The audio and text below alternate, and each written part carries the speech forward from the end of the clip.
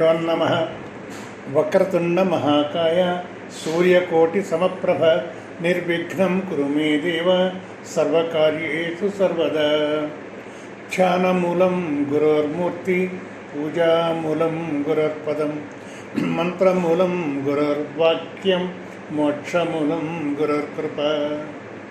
సదాశివసమారంభాం శంకరాచార్యమధ్యమాం అస్మదాచార్యపర్యంతం వందే గురుపరంపరాం. వ్యాసాయ విష్ణురూపాయ వ్యాసరూపాయ విష్ణవే నమో వై బ్రహ్మనిధయే వాసిష్ఠాయ నమో నమః. భగవద్గీత కించిదధీత గంగాజలలవకణికా పీత సకృదపీన మురారిసమర్చ క్రియతే తస్య యమేన న చర్చ. గీతాశాస్త్రమిదం పుణ్యం యః పఠేత్ ప్రయతాత్మనః విష్ణోః పదమవాప్నోతి భయశోకాదివర్జితః. భగవాన్ శ్రీ శ్రీ శ్రీ సత్యసాయిబాబా వారి కృపా కటాక్ష వీక్షణముల వలన మా గురుదేవులు ప్రాతస్మరణీయులు పూజ్యులు అయిన పరమార్థానంద స్వామి వారి యొక్క ఆశీస్సుల వలన మా గురువులు కస్తూరి రాఘవరావు గారు వారి సతీమణి రాజ్యశ్రీ గారుల బోధనల వలన నా సంస్కృత అధ్యాపకులు డాక్టర్ వరలక్ష్మి గారు డాక్టర్ సుబ్రహ్మణ్యం గారుల సంస్కృత అధ్యాపనం వల్ల నేను భగవద్గీత గురించి 4 మాటలను మాట్లాడడానికి మీ మధ్యకి వచ్చాను. ఇప్పుడు ధ్యాన శ్లోకాన్ని సత్యభాషా ప్రవీణ చదువుతారు. అమ్మా సత్యభాష, నువ్వు ధ్యాన శ్లోకాలను చదువమ్మా. నమస్కారం. ఓం శ్రీ పరమాత్మనే నమః. అథ ధ్యాన శ్లోకాః. ఓం పార్థాయ ప్రతిబోధితాం భగవతా నారాయణేన స్వయం వ్యాసేన గ్రథితాం పురాణం మధ్యే మహాభారతం అద్వైతామృతవర్షిణీ భగవతీ అష్టాదశాధ్యాయినీ అంబ త్వామనుసందధామి భగవద్గీతే భవద్వేషిణీ. నమోऽस्तु వ్యాస విశాలబుద్ధే పుల్లారవిందాయ येन त्वया भारततैलपूर्णः प्रज्वालितो ज्ञानमयप्रदीपः. प्रपन्नपारिजाताय स्तोत्रवेत्रैकपाणये ज्ञानमुद्राय कृष्णाय गीतामृतदुहे नमः. सर्वोपनिषदो गावो दोग्धा गोपालनन्दनः. पार्थो वत्सस्सुधीर्भोक्ता दुग्धं गीतामृतं महत्. वसुदेवसुतं देवं कंसचाणूरमर्दनं देवकी परमानन्दं कृष्णं वन्दे जगद्गुरुम्. भीष्मद्रोणतटा जयद्रथजला गान्धारनीलोत्पला शल्यग्राहवती कृपेण वहनी कर्णेन वेधाकुला. अश्वत्थामविकर्णघोरमकरा दुर्योधनावर्तिनी सोत्तीर्णा खलु पाण्डवैरणनदी कैवर्तकः केशवः. पाराशर्यवचः सरोजमहलं गीतार्थगन्धोत्कटम् नानाख्यानकेसरं हरिकथा सम्बोधनाबोधितम्. लोके सज्जन षट्पदैरहरहः प्रेमीयमानं मुदा भूयात् भारत पङ्कजं कलिमल प्रध्वंसिनः श्रेयसे. मूकं करोति वाचालं पङ्गुं लङ्घयते गिरिं यत्कृपादमहं वन्दे परमानन्दमाधवम्. यं ब्रह्मा वरुणेन्द्ररुद्रमरुतः स्तुवन्ति दिव्यैस्तवैः वेदैः साङ्गपदक्रमोपनिषदैः गायन्ति यं सामगाः ध्यानावस्थिततद्गतेन मनसा पश्यन्ति यं योगिनो यस्यान्तन्न विदुःसुरासुरगणाः देवाय तस्मै नमः. నమస్కారం సార్. సత్యభాష చాలా చక్కగా చదివావమ్మా, నువ్వు చాలా చక్కగా చదివావు, చాలా థ్యాంక్స్ అమ్మా. ఈరోజు మనం మన భగవద్గీత అధ్యయనంలో 69వ క్లాసులో ప్రవేశిద్దాం. కిందటి క్లాసులో మనం భగవద్గీతలోని 5వ అధ్యాయమైనటువంటి కర్మ సన్యాస యోగంలో 25వ శ్లోకం వరకు చెప్పుకున్నాం. 25వ శ్లోకంలో మనం ఏం చెప్పుకున్నామంటే, లభంతే బ్రహ్మ నిర్వాణం ఋషయ క్షీణ కల్మషాః ఛిన్నద్వైధాయతాత్మానః సర్వభూతహితే రతాః అని మనం చెప్పుకున్నాం. ఈ శ్లోకం యొక్క అర్థం ఏమిటి?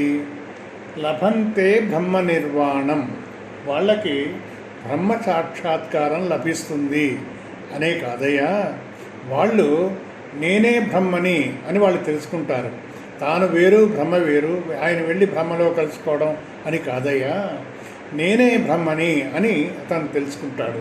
లభంతే బ్రహ్మ నిర్వాణం, ఎవరికి లభిస్తుంటాయి ఈ ఈ ఈ పదవి లేకపోతే ఈ భాగ్యం ఎవరికి లభిస్తుంది అంటే, సర్వభూత హితేరతాః, రెండవది క్షీణ కల్మషాః యతాత్మానః ఋషయః ఛిన్నద్వైధాః. ఇవన్నీ కూడా మనం ఒక సాధకుడు మోక్షాన్ని పొందేటప్పుడు మధ్యలో ఆగేటువంటి అంచెలు, ఇవన్నీ దీర్ ఆల్ ది స్టేజెస్. ఈ స్టేజెస్లో ఒక్కొక్క స్టేజ్ యొక్క అర్థం ఏమిటి, భావం ఏమిటి అని మనం చాలా విపులంగా కిందటి క్లాస్లో చెప్పుకున్నాం. ఇప్పుడు ఆయన ఏం చేస్తాడు? బ్రహ్మలో లయమవడం కాదయ్యా, నేనే బ్రహ్మని తెలుసుకుంటాడు అని చెప్పుకున్నాం. తర్వాత 26వ శ్లోకంలో మనం దాన్ని పూర్తి చేసుకోలేకపోయాం కిందటి క్లాస్లో, కొంత అంతరాయం కలగడం వల్ల. ఇప్పుడు మనం ఆ శ్లోకాన్ని పూర్తి చేయడానికి ప్రయత్నం చేద్దాం. యథార్థానికి కృష్ణ భగవానుడు 25వ శ్లోకంలో ఏం చెప్పారో దాన్నే 26వ శ్లోకంలో కూడా మళ్ళీ ఇంకొకసారి చెప్పారు. ఆ శ్లోకాన్ని చదువుతాను చూడండి. కామక్రోధ వియుక్తానాం యతీనాం యతచేతసాం అభితో బ్రహ్మ నిర్వాణం వర్తతే విదితాత్మనా. ఇక్కడ కృష్ణ భగవానుడు ఏం చెప్తున్నాడంటే, అభితో బ్రహ్మ నిర్వాణం. ఇందాకటి శ్లోకంలో ఏం చెప్పాడు ఆయన? బ్రహ్మతో లయమైపోతాడు అని చెప్పాడు. ఇక ఈయన ఉన్నాడు అభితో బ్రహ్మ నిర్వాణం, అంతటా కూడా ఆయనకి పరమాత్మే గోచరిస్తూ ఉంటాడయ్యా, ఎవరిని చూసినా కూడా ఆయనకి పరమాత్మగానే కనిపిస్తూ ఉంటాడు. అభితో అంటే అంతటా బ్రహ్మ నిర్వాణం వర్తతే అంటే కనిపిస్తూ ఉంటుందయ్యా. ఎవరికి అంటే కామక్రోధ వియుక్తానాం, ఎవరైతే వాళ్ళ కామక్రోధాల్ని అదుపులో పెట్టుకుంటారో, ఎవరైతే కామక్రోధాలకి వసూలు అవ్వకుండా ఉంటారో వాళ్ళకి అది మొదటి లక్షణం. రెండో లక్షణం ఏంటి? వాళ్ళకి యతచేతసాం, వాళ్ళ మనసును కూడా వాళ్ళు అధీనంలో ఉంచుకుంటారు. మనస్సును విచ్చలవిడిగా తిరిగేయడానికి ఆయన వాళ్ళు వదలరు. మూడవది ఏమిటంటే విదితాత్మనాం అంటే మనం పై శ్లోకంలో చెప్పుకున్నాం కదా, బ్రహ్మ సాక్షాత్కారం ఎవరికైతే ఇందో అని. బ్రహ్మ సాక్షాత్కారం పొందినటువంటి యతీనాం అంటే జ్ఞానులకు. మీ అందరి దగ్గర పుస్తకం ఉంది అని నేను అనుకుంటున్నాను. అందులో మీరు కర్మ సన్యాస యోగంలో 26వ శ్లోకాన్ని చూసినట్లయితే ఈ పదాలన్నీ దాంట్లో ఉంటాయి. నేనైతే శ్లోకంలో ఉన్న లైన్లోనే క్రమంలోనే నేను చెప్పట్లేదు, మనం అర్థం చేసుకోవడానికి వీలుగా ఏ క్రమం ఉండాలో ఆ క్రమంలో నేను చెప్తున్నాను. ఆఖన క్రియాపదం ఏమన్నాడైనా? అభితో బ్రహ్మ నిర్వాణం వర్తతే అన్నాడు. ఎవరికన్నారు? కామక్రోధ వియుక్తానాం, అలాగే యతచేతసాం, విదితాత్మానం, యతీనాం, వీళ్ళకి అభితో బ్రహ్మ నిర్వాణం, వాళ్ళకి అంతటా బ్రహ్మే కనపడతాడయ్యా ఈ లక్షణాలు ఉన్న వాళ్ళకి అని చెప్పి తర్వాత ఏం చేశారు ఆయన? 27, 28, 29 శ్లోకాల్లో మనకి ధ్యాన యోగం గురించి పరిచయ వాక్యాలు చెప్పారు. మనం తర్వాత చదువుకునేటువంటి అధ్యాయం ఆత్మ సంయమ యోగము, దాన్ని ధ్యాన యోగము అంటే మెడిటేషన్ అంటాం. మనం మెడిటేషన్ గురించి వచ్చే శ్లోకంలో మనం చెప్పుకుంటాం, వచ్చే అధ్యాయంలో చెప్పుకుంటాం. ఆ శ్లోకాలు ఒకసారి చదువుతాను నేను, చదివిన తర్వాత వాటి అర్థం ఏంటో చెప్తాను. స్పర్శాన్ కృత్వా బహిర్బాహ్యాన్ చక్షుశ్చైవాంతరే భ్రువో ప్రాణాపానౌ సమౌ కృత్వా నాసాభ్యంతరచారిణౌ యతేంద్రియ మనోబుద్ధి మునిర్మోక్షపరాయణ విగతేచ్ఛా భయక్రోధ యస్సదా ముక్త ఏవ సహ భోక్తారం యజ్ఞతపసాం సర్వలోకమహేశ్వరం సుహృదం సర్వభూతానాం జ్ఞాత్వా మాం శాంతిమృచ్చతి. ఈ శ్లోకాల్లో కృష్ణ భగవానుడు ఏం చేస్తున్నాడంటే ధ్యానం చేసేటప్పుడు పాటించవలసిన నియమాల గురించి చెప్తున్నాడు. ఇవన్నీ కూడా మనం ఇప్పుడు వివరంగా చెప్పుకోవట్లేదు, ఎందుకంటే వచ్చే అధ్యాయం అంతా కూడా ఈ ధ్యానం, ఈ మెడిటేషన్ కోసమే కృష్ణ భగవానుడికి కేటాయించాడు. ధ్యానం చేసే పద్ధతి గురించి చెప్తారు, అలాగే ధ్యాన ఫలం గురించి కూడా ఈ 3 శ్లోకాల్లో చెప్పాడు. ఈయన దీన్ని మనం సంక్షిప్తంగానే చదివేసి ఊరుకున్నాం. దీని అర్థం మనం వచ్చే అధ్యాయంలో నేర్చుకుందాం, దాన్ని విపులంగా నేర్చుకుందాం. ఇప్పుడు మనం ఏం చేద్దామంటే మనం చదువుకున్నటువంటి 5వ అధ్యాయం కర్మ సన్యాస యోగం ఉంది కదా, ఈ కర్మ సన్యాస యోగం యొక్క సారాంశం ఏమిటి, అది ఏం చెప్పారు, మనం ఏం నేర్చుకున్నాము అనే విషయాన్ని నేర్చుకోవడానికి ప్రయత్నం చేద్దాం. భగవద్గీతలో 2, 3, 4 అధ్యాయాల్లో కృష్ణ భగవానుడు భగవద్గీత సారాంశాన్ని అంతా చెప్పేశారండి ఆయన. అదే విషయాన్ని మళ్ళీ కృష్ణ భగవానుడు 5వ అధ్యాయం అనేటువంటి కర్మ సన్యాస యోగంలో చెప్పారు. ఎందుకంటే ఆయన ఉద్దేశంలో అది చాలా ముఖ్యమైన విషయం. ఆ ముఖ్యమైన విషయాన్ని మనం ఇప్పుడు మళ్ళీ నేర్చుకోవడానికి ప్రయత్నం చేస్తున్నాం, పునశ్చరణ చేసుకోవడానికి ప్రయత్నం చేస్తున్నాం. ఇందులో ఏం చెప్పారు ఆయన 5వ అధ్యాయంలో చెప్పిన విషయాల్లో 4 భాగాలుగా మనం విభజించవచ్చు. ఒకటి ఏంటంటే నిష్ఠాద్వయం, రెండవది సాధనద్వయం, మూడవది జ్ఞాన సాధన ఫలం, 4వది ధ్యానం. ఈ ధ్యానం మనం చదువుకున్నాం కదా, 3 శ్లోకాలు, అది ధ్యానం అన్నమాట. ఇప్పుడు మనం వరుసగా వద్దాం. ఇప్పుడు నిష్ఠాద్వయం మొదటి అంశం ఏమిటి, ఆయన చెప్పినటువంటి మొదటి భాగం ఏమిటి, నిష్ఠాద్వయం. నిష్ఠ అంటే ఏమిటి? నిష్ఠ అంటే జీవన విధానం, లైఫ్ స్టైల్. దాన్నే ఆశ్రమం అని కూడా అంటాం మనం. ద్వయం అంటే 2, నిష్ఠాద్వయం అంటే 2 జీవన విధానాలు 2 ఉంటాయి అని చెప్తున్నారు. ఏమిటవి? గృహస్థాశ్రమం, రెండవది సన్యాసాశ్రమం. వీటికి ఏమిటి తేడా? వీటికి గృహస్థాశ్రమానికి సన్యాసాశ్రమానికి ఉన్న తేడా ఏమిటి అంటే, గృహస్థాశ్రమంలో ఉన్న వ్యక్తి సమాజంలో ఉంటాడు, సమాజంలో జరిగేటువంటి కార్యక్రమాల్లో భాగం తీసుకుంటూ ఉంటాడు. సన్యాసాశ్రమంలో ఉన్న వ్యక్తి సమాజానికి దూరంగా ఉంటాడు. ఆయన సమాజ కార్యక్రమాలకి ఆయనకి ఏం సంబంధం ఉండదు. గృహస్థాశ్రమంలో ఉన్న వ్యక్తి ఏం చేస్తాడంటే ఆస్తిపాస్తులు సమకూర్చుకుంటాడు, అలాగే భార్యా బిడ్డలతోటి, పరివారంతో, అందరితో కలిసి ఉంటాడు. కానీ సన్యాసాశ్రమంలో ఉన్న వ్యక్తి మాత్రం ఏకాకిగానే ఉంటాడు. అలాగే మన గృహస్థాశ్రమంలో ఉన్న వ్యక్తి ప్రవృత్తి మార్గంలో ఉంటాడు. ప్రవృత్తి అంటే గోయింగ్ ఇంటూ, వేరే సన్యాసాశ్రమంలో ఉన్న వ్యక్తి నివృత్తి మార్గంలో ఉంటాడు. బయటకు వచ్చేయాలి అనే విధానంలో ఉంటాడు. ఇప్పుడు వీటి ఏది లాభకరం, ఏది నష్టకరం, దీనివల్ల ఏమిటి ప్రయోజనం అని మనం చూసినట్లయితే, గృహస్థాశ్రమంలో తన పరివారాన్ని పెంచి పోషించాలి, అది అతని యొక్క బాధ్యత. ఇది కొంచెం బాధాకరంగా ఉంటుంది, నష్టంగా ఉంటుంది. కానీ అతని కాల్లో ముళ్ళు దిగిందనుకోండి, వెంటనే 10 మంది వస్తారు, ఎలా ఉంది అని ఆ ముళ్ళు తీయడానికి వాళ్ళు వస్తారు. అది భద్రత, అది లాభం. నష్టం ఏమిటి? వాళ్ళని పెంచి పోషించవలసింది బాధ్యత, అది నష్టం. కానీ వాళ్ళు ఉండడం వల్ల భద్రత కలుగుతుంది చూసారా, అది లాభం. సన్యాసికి ఏమవుతుందంటే బాధ్యత ఏముండదు, మనవాళ్ళు అనేవాళ్ళు ఎవరు లేరు, అందుకని బాధ్యత ఉండకపోవడం ఆయనకి లాభం. కానీ భద్రత ఉండకపోతుంది చూసారా, భద్రత ఉండదు, అది ఆయనకి నష్టం. ఇది ఈ రెండింటికి యొక్క పోలిక అన్నమాట. మనం సామాన్యంగా ఆశ్రమాల గురించి చదువుకున్నప్పుడు 4 ఆశ్రమాలు చదువుకుంటాం. బ్రహ్మచర్యాశ్రమం, గృహస్థాశ్రమం, వానప్రస్థాశ్రమం, సన్యాసాశ్రమం. కృష్ణ భగవాన్ ఏం చేశాడంటే ఈ బ్రహ్మచర్య ఆశ్రమాన్ని గృహస్థాశ్రమంలో కలిపాడు, అలాగే వానప్రస్థాశ్రమాన్ని సన్యాసాశ్రమంలో కలిపాడు. అందుకని ఆయన ఏమన్నారు 3వ అధ్యాయంలో, లోకేస్మిన్ వివిధ నిష్ఠ పురా ప్రోక్త మయానఘ, నా చేత ఇదివరకే చెప్పబడ్డాయి. పురా అంటే చాలా కాలం చెప్పానయ్యా, నేను వేదాల్లోనే చెప్పానయ్యా, ఈ లోకంలో జీవన విధానాలు 2 రకాలుగా ఉంటాయి అని. ఇప్పుడు ఈ గృహస్థాశ్రమం సన్యాసాశ్రమంలో ఎన్నుకునే అవకాశం ఉంది. దీన్ని వికల్పము ఉంటారు. ఒక వ్యక్తి గృహస్థుగానే ఉండొచ్చు లేదా సన్యాసిగానైనా ఉండొచ్చు. ఈ రెండింటికి ఈ 2 చాలా తేడా ఉన్నాయి, వీటికి పోలిక లేదు అని కొందరు అనుకుంటూ ఉంటారు, ఎవరు తెలివి తక్కువ వాళ్ళు. అందుకని కృష్ణ భగవాన్ ఏం చేశాడు మనకి, సాంఖ్యయోగౌ పృథక్పాల ప్రవదంతి న పండిత. సాంఖ్యయోగం అంటే సన్యాసాశ్రమము గృహస్థాశ్రమం వేరువేరు, పృథక్ అంటే వేరువేరు అనుకుంటారయ్యా. అలా పండితులు ప్రవదంతి నా పండిత, పండితులు అలా అనరయ్యా. ఏకమప్యాస్థిత సమ్యక్, ఒకటైనా సరే సరిగ్గా చేసినట్లయితే ఉభయోర్ విందతే ఫలం. 2 కూడా ఈ రెండిట్లో ఏదైనా ఒక్కటి సక్రమంగా చేసినట్లయితే మన ఫలస్వరూపమైనటువంటి పరమాత్మని పొందుతారయ్యా. ఇక్కడ ముఖ్యమైన విషయం ఏమిటి, ఏది చేయాలో చేయాలి, అంతేగాని వాళ్ళు ఏ ఆశ్రమంలో ఉన్నారో అన్నది ముఖ్యం కాదు. అప్పుడు ఈ రెండిట్లో ఏదైనా సరే అన్నారు. మరి ఏదైనా సరే అంటే అర్జునుడు ఏది ఎన్నుకోవాలి అని మళ్ళీ సందేహం వస్తుంది కదా.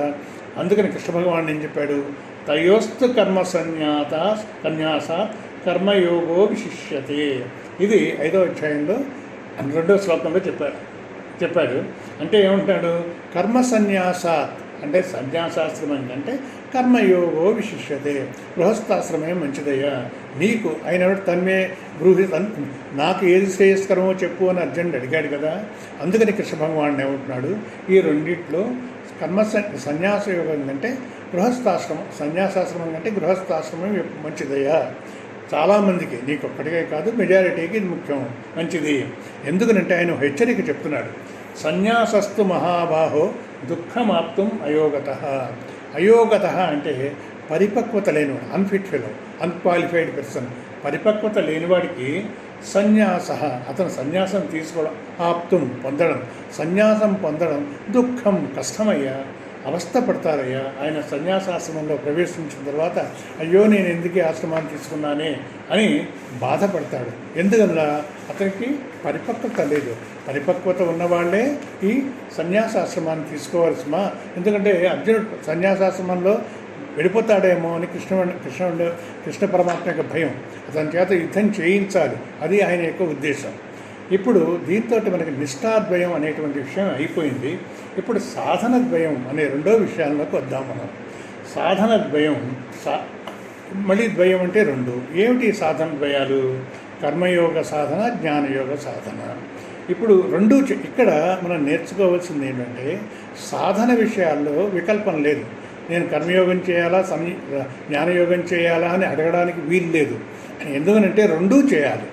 అక్కడ ఆశ్రమ విషయంలో, నిష్ఠా విషయంలో వికల్పం ఉంది, కానీ సాధన విషయంలో వికల్పం లేదు. 2 చేయాలి.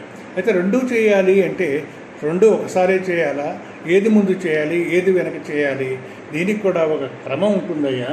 ఒకదాని తర్వాత ఒకటి చేయాలి.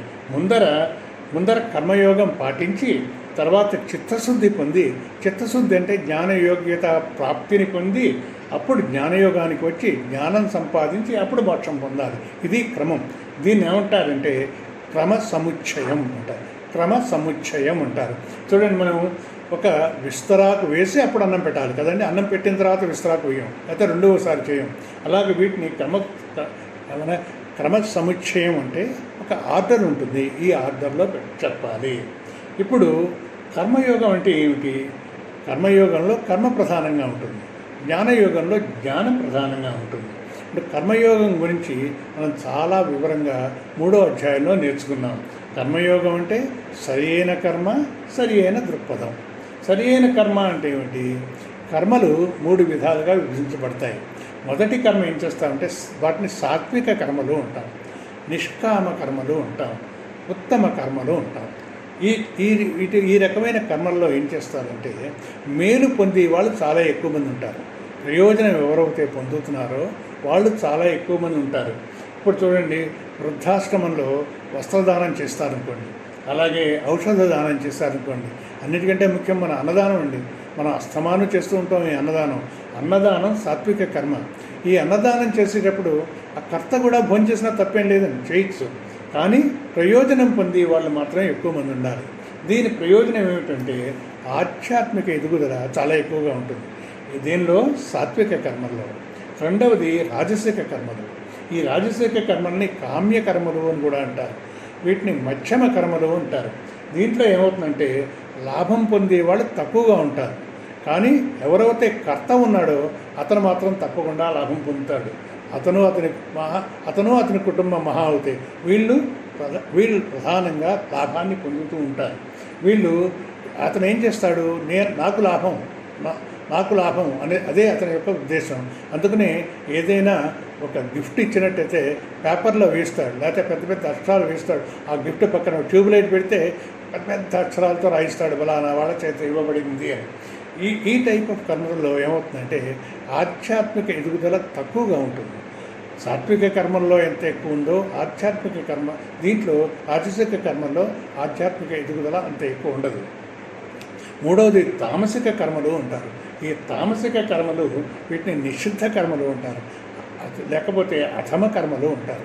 దీంట్లో ఏమిటంటే కర్త తను చేసేవాడు లాభం పొందాలి, ఎదురుకుండా వాడు మాత్రం తప్పకుండా నష్టం పొందాలి, ఎదురుకుండా వాడికి తప్పకుండా హాని కలగాలి. ఇది ఈ కర్మల యొక్క ఉద్దేశం.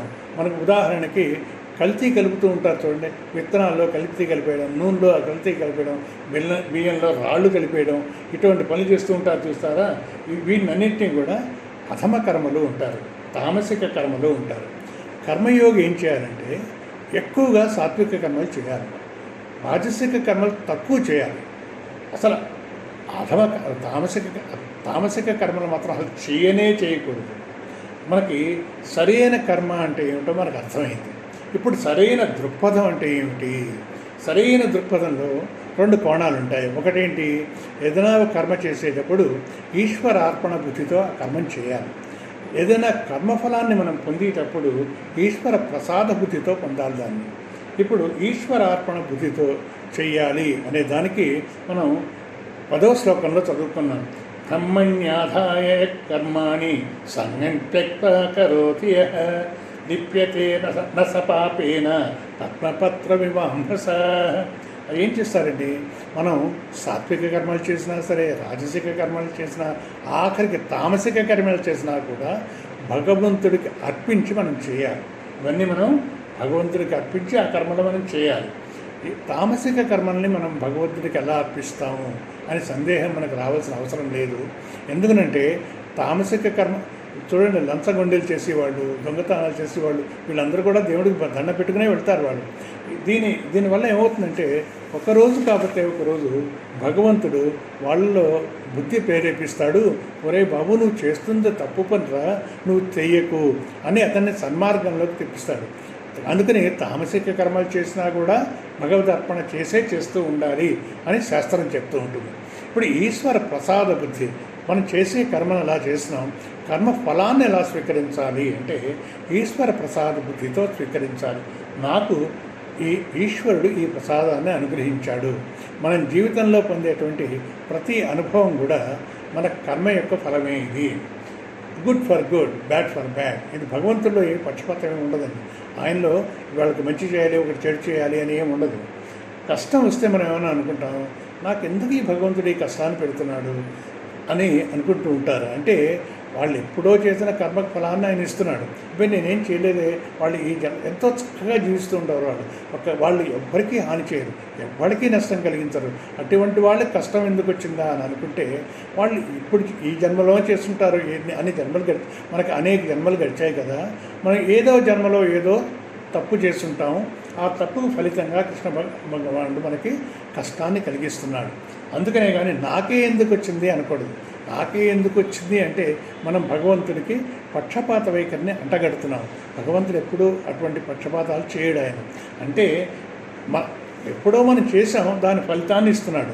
అప్పుడు మనం ఏం చేయాలంటే భగవంతుని ఏమని ప్రార్థించాలంటే, ఓ భగవంతుడా, నేను అనుభవించేది నేను తెలుసో తెలియకో చేసిన కర్మ యొక్క ఫలితం అని నాకు తెలుసు. ఇప్పుడు నువ్వేం చేస్తావంటే ఈ స్థితిని, ఈ కష్టాన్ని ఎదుర్కొనేటువంటి మానసిక ధైర్యాన్ని నాకు ఇవ్వయ్యా, give me the mental preparedness అని ప్రార్థించాలి. అలాగే నేను ఈ కష్టాల నుంచి పాఠాలు నేర్చుకునేలా నన్ను చేయవయ్యా, నేను నేర్చుకోవాలయ్యా, I should become a better person, అలా నన్ను చేయవయ్యా అని భగవంతుని ప్రార్థించాలి. కనుక ఇప్పుడు కర్మయోగం అంటే ఏమనుకున్నాం మనం? సరి అయిన కర్మ, సరి అయిన దృక్పథం. దీనివల్ల ఏంటి ప్రయోజనం? దీనివల్ల ప్రయోజనం ఏమవుతుందంటే చిత్తశుద్ధి కలుగుతుంది. మనకి ప్రాపంచిక విషయాల పట్ల ఆసక్తి కొంచెం తగ్గుతుంది, కోరిక తగ్గుతుంది, ఆధ్యాత్మిక చింతన పెరుగుతుంది. మనందరికీ కూడా మనం కర్మయోగాన్ని చేయబట్టే మనకు భగవద్గీత చదువుకోవాలి అని మనకు ఒక ఆలోచన వచ్చింది. భగవంతుడు మనకి అవకాశాన్ని కలిగించాడు. ఇప్పుడు కర్మయోగాన్ని గృహస్థు చేయాలి, సన్యాసి చేయాలి, ఇద్దరు చేస్తారు. కానీ సన్యాసి చేసి కర్మలు వేరు, గృహస్థు చేసేటువంటి కర్మలు వేరు. ఇప్పుడు మనం జ్ఞానయోగాన్ని గురించి నేర్చుకున్నాము. మనం ఏం చెప్పాడు మనకి? ఈశ్వర సాధుకి కర్మయోగం గురించి చెప్పుకున్నాము. తర్వాత జ్ఞానయోగం గురించి నేర్చుకుంటాము. జ్ఞానయోగ సాధన ముందర నిష్ఠాద్వయం, సాధనద్వయం కదండి. సాధనద్వయంలో ఒకటి కర్మయోగ సాధన, రెండవది జ్ఞానయోగ సాధన. ఇప్పుడు అందరూ జ్ఞానయోగానికి రావాలి, అందరూ కూడా జ్ఞానయోగానికి రావాలి. అసలు జ్ఞానయోగం అంటే ఏమిటి? జ్ఞానయోగము అంటే వేదాంత విచారణ. జ్ఞానయోగం ఏంటి? వేదాంత విచారణ. వన్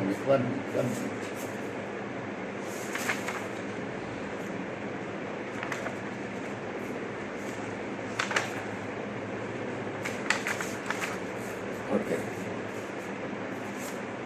జ్ఞానయోగం అంటే ఏంటంటే వేదాంత విచారణ. వేదాంత విచారణ అంటే శ్రవణం, మననం, నిధిధ్యాసనం. జ్ఞానయోగం అంటే ఏంటి? వేదాంత విచారణ, దాంట్లో శ్రవణం, మననం, నిధిధ్యాసనం. శ్రవణం అంటే మనం ఒక గురువు దగ్గర నుంచి విని జ్ఞానం పొందుతాం. దీన్ని ఏం చేయాలి? మనం ఒక కర్మ పద్ధతిలో వినాలి, అలాగే క్రమం తప్పకుండా వినాలి. అప్పుడు కొన్ని సంవత్సరాల పాటు ఒక సమర్థవంతమైనట్టు గురువు దగ్గర మనం వినాలి. క్రమంగా వినాలి అంటే మనం భగవద్గీత శ్లోకాలు, అధ్యాయాలు చదువుకున్నప్పుడు వరుసగా 1, 2, 3, 4 అలా చదవాలి. మాకు తెలియక మేము ఏం చేసామంటే మొదటిసారి నేర్చుకున్నాడు 3వ అధ్యాయంతో మొదలుపెట్టాం. అప్పుడు మా గురువుగారు చెప్పారు, మోహన్ రావు గారు మీరు 3వ అధ్యాయంతో ఎందుకు మొదలుపెట్టారండి? 1వ అధ్యాయం నుంచి మొదలుపెట్టవలసింది కదా అన్నారు. అప్పుడు మాకు తెలిసింది మనం ఇలా చేయాలి అని. రెండవది ఏం చేయాలంటే సాధ్యమైనంత వరకు ఒక గురు పరంపరలో ఉన్న గురువుల దగ్గరే వినాలి. ఇప్పుడు మనకు దయానంద స్వామి ఇచ్చారా, అచ్చెన్మయానంద స్వామి, పరమార్థానంద స్వామి, ఈ పరంపరలో ఉన్నటువంటి ఈ గురు పరంపరలో మనం వినాలి. దీనివల్ల ఏమవుతుందంటే అధ్యాపన విధానంలో ఒకటే విధానం ఉంటుంది. ఇప్పుడు చూడండి, మనం లెక్కలు నేర్చుకునేటప్పుడు అవే మ్యాథమెటిక్స్ ఒక గురువు గారు చెప్తే ఒకలా ఉంటుంది, ఇంకొక గురువు గారు చెప్తే ఇంకోలా ఉంటుంది. మనం ఒక గురువు గారు చెప్పిన దానికి అలవాటు పడినట్లయితే అదే వినడం శ్రేష్టం. ఎందుకంటే వాళ్ళ పదజాలం కూడా వేరుగా ఉంటుంది, అధ్యాపన కోణం వేరుగా ఉంటుంది, వాళ్ళ పదజాలం వేరుగా ఉంటుంది. అందుకని ఒకే గురువు దగ్గర మనం నేర్చుకోవడానికి ప్రయత్నం చేయాలి. మనం ఇదివరకు చూసాం, ఎన్నాళ్ళు నేర్చుకోవాలి? మన జ్ఞానం అయ్యే వరకు. స్థిరమైన తర్వాత మనం ఎవరి దగ్గర నేర్చుకున్నా కూడా మనకి ఏమీ సమస్య లేదు.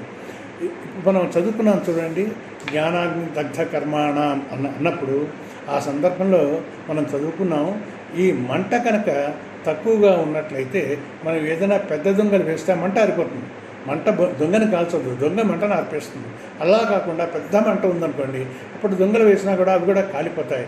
అలాగే మన జ్ఞానం స్థిరంగా ఉన్న తర్వాత అప్పుడు మనం వేరే వాళ్ళు తిన్నా మనకు మనసులో ఎటువంటి వైక్లభ్యము ఉండదు. మనకు చక్కగా దాన్ని మనం అర్థం చేసుకోగలుగుతాం. ఇప్పుడు మనం అసలు జ్ఞానంలో ఏం చేస్తామంటే నా అసలు స్వరూపం ఏమిటి? ఆత్మజ్ఞానంలో ఏం నేర్చుకుంటాం? నా స్వస్వరూపం ఏమిటి? నేను అసలు ఎవరిని? ఇవన్నీ మనం సామాన్యంగా మనం అనేక పురాణాలు చదువుతూ ఉంటాం, ఇతిహాసాలు చదువుతూ ఉంటాం. వీటన్నిటిలో కూడా ధర్మశాస్త్రాలు ఇవి. అవి ఏం చేస్తాయి? మనం ఏం చేయాలి, ఏం చేయకూడదు చెప్తాయి. కానీ వాటిలో ఆత్మ గురించి ఏమీ విచారణ ఏమి ఉండదండి. ఇప్పుడు వేదాంతంలో ఏముంటుంది, నా స్వస్వరూపం ఏమిటి, నేను ఎవరిని అసలు, దానికి నేను ఆత్మని, నేను చైతన్యాన్ని, నేను సాక్షిని. ఇది అక్కడి నుంచి మనం ఆత్మజ్ఞానాన్ని మొదలు పెడతాం. ఇతిహాసాల్లో పురాణాల్లో ఈ విషయాలు ఉండవండి. ఇప్పుడు మరి ఆత్మ అన్నాం కదా, ఈ ఆత్మ యొక్క లక్షణాలు ఏమిటి? ఈ ఆత్మనే చైతన్యం అంటాం, సాక్షి అంటాం. ఇప్పుడు చైతన్యం అనుకుందాం అనుకోండి. ఈ చైతన్యం శరీరంలో ఒక భాగం కాదు, శరీరం యొక్క లక్షణం కాదు, శరీరం చేత ఉత్పత్తి చేయబడినది కాదు. It's not a part, product or the property of the body. కానీ ఇది శరీరం అంతటా ఉంటుంది. శరీరం అంతా వ్యాపించి దాన్ని ప్రకాశింపనకూడదండి. చైతన్యవంతం, ఇట్ ఎన్లివెన్స్ ది బాడీ. అది మనం జీవించి ఉన్నాము అంటే మనలో మనకి చైతన్యం మన శరీరాన్ని అంటిపెట్టుకుని లేదా శరీరం చైతన్యాన్ని అంటిపెట్టుకుని ఉండబట్టి మనం అందరం జీవించి ఉన్నామండి. కనుక ఇదేం చేస్తున్నమాట, చైతన్యం ఏం చేస్తుంది, ఒక శరీరానికి చైతన్యం అంటే జీవశక్తిని ఇస్తుంది. మూడోది ఏమవుతుంది, ఈ చైతన్యం శరీర హద్దులకే పరిమితం అవ్వలేదు. దీనికి ఉదాహరణ ఏం చెప్తారు, లైట్లో ఒక చేయి పెట్టినట్లయితే కాంతి, ఈ దీపపు కాంతి చెయ్యి ఉన్నంత ప్రాంతమే ప్రసారించదు, చెయ్యి బయట కూడా అది ప్రసరిస్తూ ఉంటుంది. చైతన్యం శరీర సరిహద్దులకే పరిమితం అవ్వదు, అంతా ఉంటుంది, అంతటా అది ఉంటుంది. శరీరం పడిపోయినా కూడా చైతన్యం ఉంటుంది. ఈ చెయ్యి నేను తీసేసినా కూడా కాంతి అక్కడ ఉంటుంది. చైతన్యం సర్వవ్యాపకమైంది. ఈ శరీర మాధ్యమం లేకపోయినా కూడా అది చైతన్యం ఉంది, కానీ అది ఉంది అని మనకి తెలియదు. కనుక చైతన్యం సర్వగత నిత్య ఏక ఆకాశవత్ అంటే ఈ ఆకాశం అంతటా వ్యాపించి ఉంది కదా, అలాగే ఈ చైతన్యం కూడా అంతటా వ్యాపించి ఉన్నది. అందువల్ల ఆకాశం ఏ కర్మలు చేయలేదు. ఏ కర్మలు చేయలేదు అని ఎందుకు చెప్తున్నాం మనము అంటే, కర్మ చేయాలంటే ఏం చేయాలి, ఒక చోటని కదలిక ఉండాలి. కర్మ చేయాలి అంటే కదలిక ఉండాలి. కదలిక అంటే ఏమిటి, ఉన్న చోటు నుంచి లేని చోటుకి వెళ్ళడం, అదే కదలిక కదండి. ఉన్న చోట్లే ఉంటే కదలిక ఏమవుతున్నది, ఇప్పుడు ఇక ఏమవుతుంది, చైతన్యం సర్వవ్యాపకం, అంతటా వ్యాపించింది. అది కర్మలు ఎలా చేస్తుంది, చేయలేదు. అందుకని మనం ఏం చేసాం, నవద్వారే పురే దేహి నైవకుర్వన్న కార్యన్ 13వ శ్లోకం. అలాగే నా కర్తృత్వం న కర్మాణి లోకస్య సృజతి ప్రభు. ఈ చైతన్యం ఏం పనులు చేయదు, ఏం పనులు చేయించదు. ఉదాహరణకి ఒక కాంతి సమక్షంలో అనేక కార్యాలు జరుగుతూ ఉంటాయి. మనం చెప్పుకున్నాం, ఒక డాక్టర్ గారు ఆపరేషన్ చేస్తూ ఉంటారు, సర్జరీ చేస్తూ ఉంటారు కాంతి సమక్షంలోనే. అలాగే ఒక దొంగతనం చేస్తూ ఉంటాడు కాంతి సమక్షంలోనే. కాంతికి దానికి ఏం సంబంధం లేదు, కాంతి ఇవేమీ చేయదు. కనుక కాంతి అకర్త అంటే అది ఏమి పనులు చేయదు.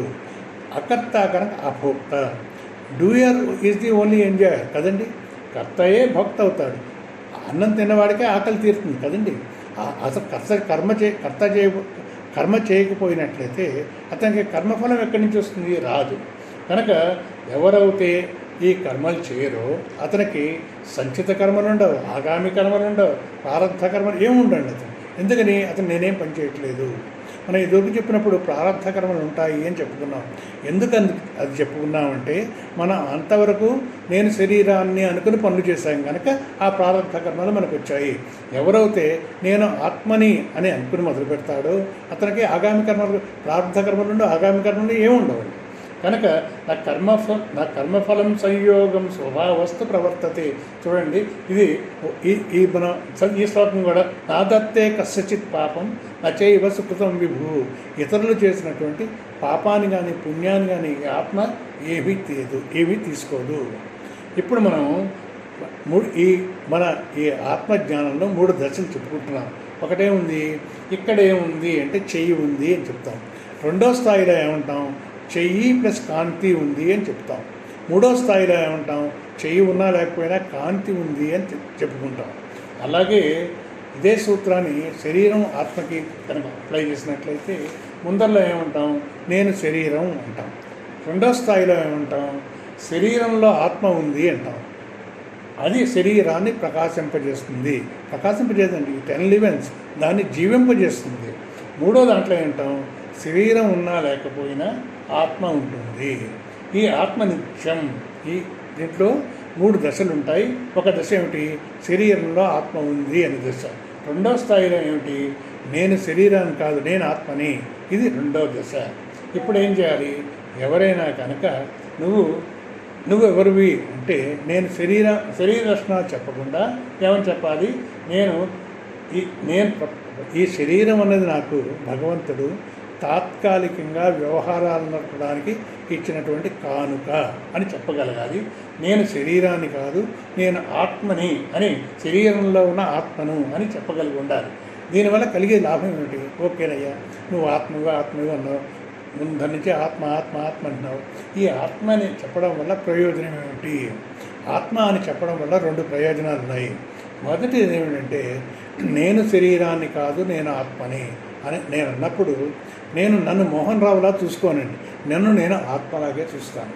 ఆ ఎదురుకుండా ఎవరు వచ్చినా కానీ, వారి పేరు ఏమైనా కానీ, వాళ్ళ లింగం ఏమైనా కానీ, స్త్రీలైనా కానీ పురుషులైనా కానీ వాళ్ళు ఆత్మస్వరూపులు. వాళ్ళని నేను ఆత్మగానే చూస్తాను. అలా చూసినప్పుడు ఏమవుతుంది, నాకు సమత్ర భావం, అందరి పట్ల కూడా సర్వత్ర భావం, అందరూ సమంగానే ఉంటారు. అందుకనే మనం చెప్పాం కదండి, విద్యా వినయ సంపన్నే బ్రహ్మణే గవిహస్తిని సునిచైవ స్వతాకేచ పండితా సమదర్శన. పండితా అంటే ఈ ఆత్మజ్ఞానం కలిగిన వాళ్ళు ఏం చేస్తారు, సమదర్శన. వాళ్ళకి ఎదురుకుండా వాళ్ళలో హెచ్చు తగ్గులేమీ కనపడవయ్యా, అందరూ ఆయనకి సమంగానే కనపడతారు. సమత్వం. రెండో లాభం ఏమిటంటే వాళ్ళకి మృత్యుభయం ఉండదు. ఇది జనన మరణాలు దేనికి ఉంటాయి, శరీరానికి ఉంటాయి, ఆత్మకవితే ఉండవు కదా. నేను ఆత్మని అని ఎప్పుడైతే మనం అనుకున్నామో అప్పుడు మనకు మృత్యు వస్తుందేమో అనేటువంటి భయం ఉండదు. మనకి 2 లాభాలు ఏమిటనమాట, ఒకటి సమత్వం, మనం అందరినీ సమానంగా చూస్తాం, అందరం ఆత్మస్వరూపులమే. మనం చూడండి, కొంతమంది పెద్దవాళ్ళు స్పీచెస్ అవి ఇచ్చేప్పుడు ఆత్మస్వరూపులారా అని అడ్రస్ చేస్తారండి. వాళ్ళ స్థాయిలో ఏంటన్నమాట, మనందరం ఆత్మస్వరూపులారా, చాలా చాలా ఆనందంగా ఉంటుందండి అటువంటి అడ్రస్లు మనం విన్నప్పుడు. ఇప్పుడు దీంతో మనకేమైంది, ఈ ఆత్మను అనుకోవడం వల్ల లాభాలు ఏమిటి, ఒకటి సమత్వం, 2 మృత్యుభయం పోవడం. ఇప్పుడు మనం 2 విషయాలు పూర్తి చేస్తాం. ఇప్పటికీ ఏ విషయాలు పూర్తి చేసాం, నిష్ఠాద్వయం పూర్తి చేసాం, సాధనద్వయం పూర్తి చేసాం. ఇప్పుడు జ్ఞాన సాధన ఫలములు ఏమిటి, జ్ఞాన సాధన ఫలములు ఏమిటంటే 3 ఫలాలు ఉన్నాయి దీంట్లో. ఒకటి వైరాగ్యం, రెండవది జీవన్ముక్తి, 3 విదేహముక్తి. వైరాగ్యం అంటే ఏమవుతుందంటే ఆధ్యాత్మిక సాధనలు ఇక్కడ పరమాత్మ ఒక విలువను చూపిస్తున్నాడు. సర్వం పరవశం దుఃఖం, సర్వం ఆత్మవశం సుఖం. మనం ఇతరుల మీద ఆధారపడడం మానేస్తాం, ఇతరుల మీద బాహ్య వస్తువుల మీద ఆధారపడడం మానేస్తాం. మనకు తెలుసును బాహ్య వస్తువుల మీద మనకు అధికారం ఏం లేదు కదండి. మనకి టెంపరేచర్ మీద మనకేమైనా అధికారం ఉందా, మనకు అలాగే దేశం మీద అధికారం ఉందా, ప్రభుత్వం మీద అధికారం ఉందా? మనం వాటి మీద ఆధారపడి మన సుఖ సంతోషాలను కనుక వాటి మీద వడ్డినట్లయితే మనకు ఎలా కుదురుతుందండి, కుదరదు కదా. మనం వాటి వెనకాల పరిగెడుతూ ఉంటాం, మనం దుఃఖాన్ని అనుభవిస్తూనే ఉంటాం. అందుకని దయానంద స్వామీజీ ఏమంటారంటే, సమస్య నువ్వే, పరిష్కారం నువ్వే. నువ్వు అశాశ్వతమైన విషయాల మీద ఆధారపడవు. ఏం చేస్తావు, అశాశ్వతమైన విషయాల మీద ఆధారపడి నీకు శాశ్వతమైన ఆనందం కావాలి అనుకుంటావు. అది ఎలా కుదురుతుంది, కుదరదు కదా. అందుకని దాన్ని నువ్వేంటి, నీ మీద నీవే ఆధారపడడం నేర్చుకో. అంటే నువ్వు స్వేచ్ఛ వైపు ప్రయాణం చేయి, నువ్వు అంతేగాని ఇతరుల మీద ఆధారపడడానికి ప్రయత్నం చేయకు.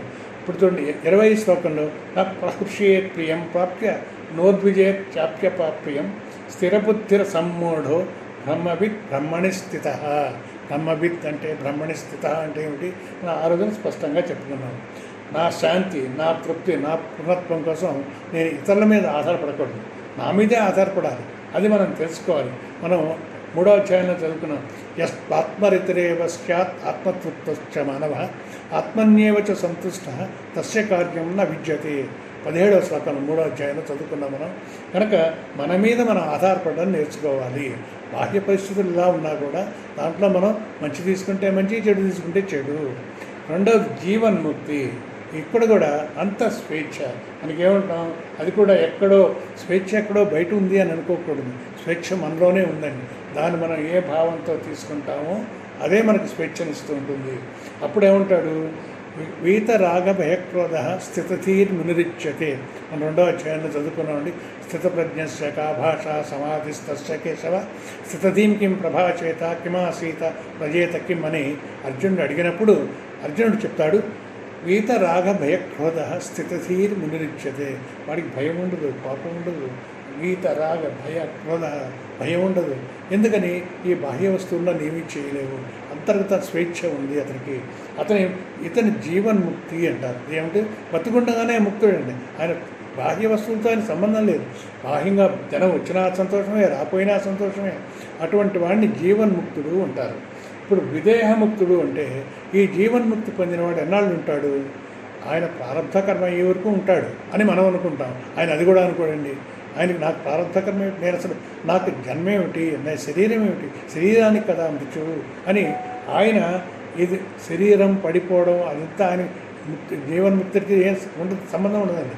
ఆలోచనే ఉండదు. మనం అనుకుంటామండి ఆయన యొక్క ప్రారంభకర్మ అవగానే ఆయన శరీరం రాలిపోతుంది అనుకుంటాం. ఆయన శరీరం రాలిపోయిన తర్వాత అతన్ని విదేహముక్తి పొందాడు అని మనం అనుకుంటాం. ఇది లభంతే బ్రహ్మ నిర్మాణం ఋషయ క్షీణకల్మషా అనే శ్లోకంలో చదువుకున్నాం. కనుక మనం ఈ జ్ఞానఫలం ఎలా ఉందన్నమాట? 3. 1 వైరాగ్యం, 2 జీవన్ముక్తి, 3 విదేహముక్తి. తర్వాత మనం 27, 28 ధ్యానం శ్లోకాలు చూసాం. ఇందాక అనుకున్నాం ధ్యానం శ్లోకాల్లో ఏమనుకున్నాం, మనం ధ్యానం చేసేటప్పుడు 3 విషయాలు చెప్పాడు కృష్ణ భగవానుడు. ధ్యానం చేసేటప్పుడు పాటించవలసిన నియమాలు ఏమిటి, అలాగే ధ్యానం చేసే పద్ధతి ఏమిటి, అలాగే ధ్యానం యొక్క ఫలం ఏమిటి, ఈ 3 కూడా మనకి ధ్యానం శ్లోకాలు 27, 28, 29 ఈ 3 శ్లోకాల్లో కృష్ణ భగవాన్ చెప్పాడు. ఇవన్నీ కూడా మనం ఆత్మ సంయమ యోగంలో వివరంగా స్పష్టంగా చదువుకుందాం. ఆ శ్లోకాలు మనం 2-3 దాంట్లో కొన్ని శ్లోకాలు వినే ఉంటాం మనందరం కూడాను. వాటి అర్థాలు అవి మనం తెలుసుకుందాం. నేను ఇంతటితోటి మనం 5వ అధ్యాయాన్ని పూర్తి చేసుకున్నాం. కర్మ సన్యాస యోగాన్ని పూర్తి చేసుకున్నాం. 6వ అధ్యాయం అయినటువంటి ఆత్మ సంయమ యోగానికి వచ్చే క్లాసులో వెళదాం.